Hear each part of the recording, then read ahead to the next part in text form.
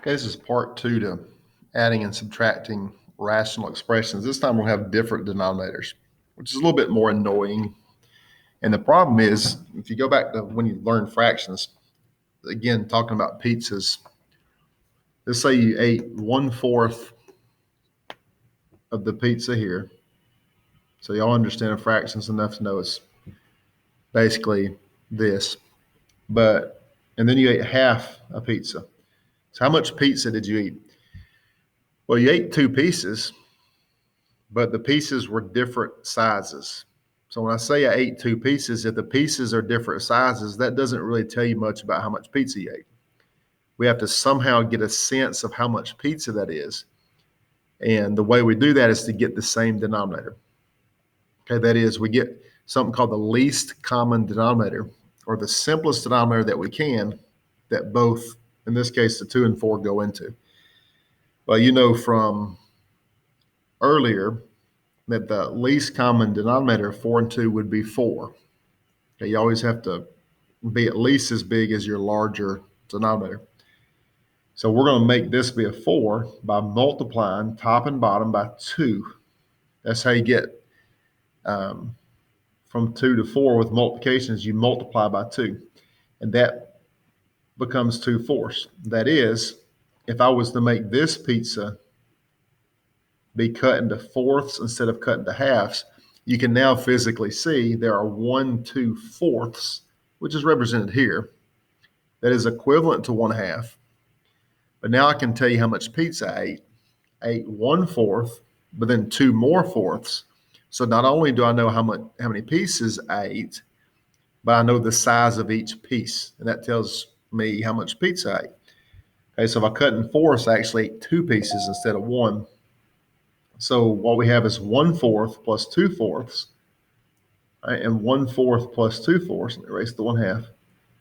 Just like before, that's going to be 3/4. You add the numerators and you retain the denominator. And you can physically see that here. 1/4 plus 2/4 equals 3/4. Okay? But to get there, let me write my original problem back. I had to get the same denominator. Okay, so we'll come up with an example here. And for this example, we're going to leave the numerators as just numbers for simplicity's sake, just to try to get the concept out there. We're going to go with 5 times or over x minus 2 plus 6 over x squared plus 7x minus 18. All right, so clearly we do not have the same denominator. So there should be no 11 then. You're not going to add 5 and 6 because I have 5 of something plus 6 of something different. I can't say that's 11 because it's different sized pieces if you want to think of it that way. So just like in this example, I need to get both fractions to have the same denominator. So I had 1/4 and 1/2. I worked on the 1/2 to make it be 2/4. And your intuition here should tell you that, yeah, that bottom right-hand corner definitely looks like it'll factor. And in algebra class, though this is not an absolute rule, generally, if something looks like it will factor, it's probably a good idea to go ahead and factor it. Sometimes it doesn't help, but usually it does. Okay, so 5 over x minus 2. Okay, and for this video, I'm going to assume you know how to factor. If you don't, you can watch a previous video on how to factor. The factors of -18 to add to 7. Think about it. Pause if you need to. That's going to be 9 and -2. And what we have is a very similar situation as we had before. If you look here, I have two fractions, one of which has a little more than the other. They both have the x minus 2, but this fraction has an x plus 9 in it. Okay, so I can now see that if I give this fraction, I'll do it in a different color. If I give that left-hand fraction an x plus 9, which I can just write right here, I will achieve the same bottom. Now, a couple things here. Number one, I can't just randomly stick an x plus 9 down there and have the same problem. I have to get compensation. Okay. And I can compensate by writing x plus 9 on the top as well. So if you look at the blue part only, those x plus 9s you could cancel off if you wanted to right now. Of course, if you cancel them off, it would be counterproductive in this case because we just put them there. But what I've done is by putting the x plus 9 on the bottom and, of course, compensating on top to retain our problem, I've made these fractions the same. Now, the second thing is I understand they're in different order, but that doesn't matter. You can multiply in any order you want. And they both have the same denominator. So as in the previous problem,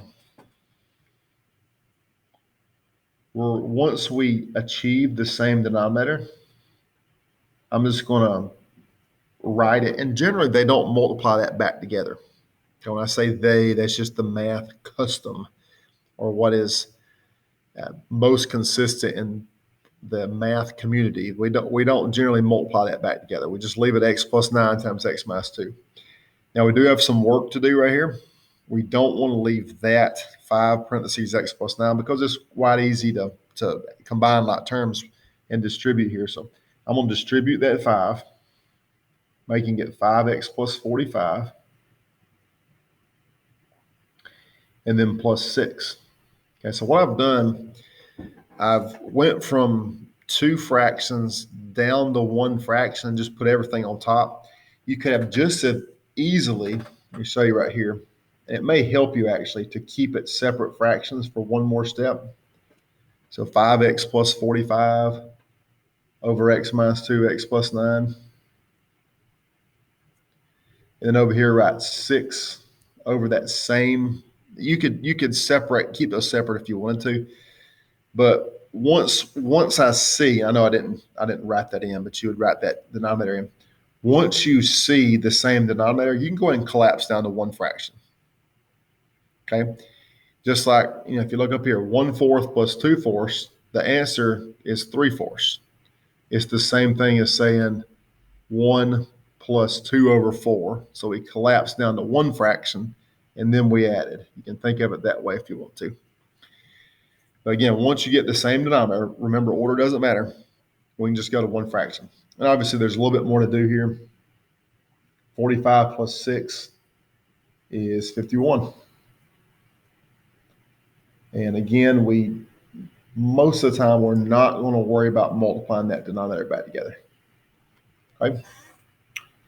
Adding rational expressions with different denominators.